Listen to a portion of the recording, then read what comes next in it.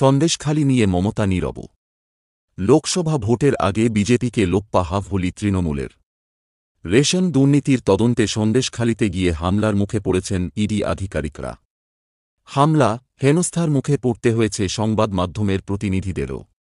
এই ঘটনা নিয়ে রাজ্য তথা দেশে শোরগোল পড়ে গিয়েছে। বিজেপিসহ রাজ্যের বিরোধী দলগুলি তৃণমূলকে নিশানা করেছে। আক্রান্ত ইডি আধিকারিকদের দেখতে ছুটে গিয়েছেন রাজ্যপাল সিভি আনন্দ বোস, বিচারপতি অভিজিৎ গঙ্গোপাধ্যায়।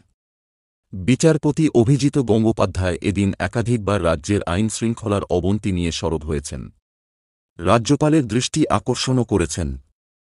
এদিন রাতে অভিজিৎ গঙ্গোপাধ্যায় জানিয়েছেন, তাঁর এজলাস থেকেই রেশন দুর্নীতি কাণ্ডে ইডি, সিবিআইকে একযোগে তদন্তের নির্দেশ দেওয়া হয়েছিল। সেই তদন্তে গিয়ে অফিসাররা আক্রান্ত হয়েছেন। দুর্নীতি হয়ে না থাকলে রাজ্য সরকারকে তদন্তে সহযোগিতা করার আহ্বান জানিয়েছেন অভিজিৎ গঙ্গোপাধ্যায়।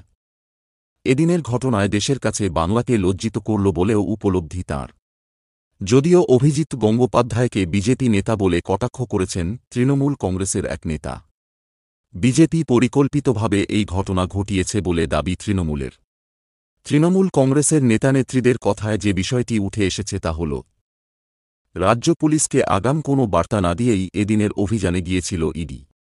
নবান্ন সূত্রকে উল্লেখ করে বিভিন্ন সংবাদ মাধ্যমের দাবি, ঘটনার কথা জানতে পেরেই পুলিশ ও প্রশাসনিক স্তর থেকে যথোপযুক্ত ব্যবস্থা নেওয়া হয়েছে।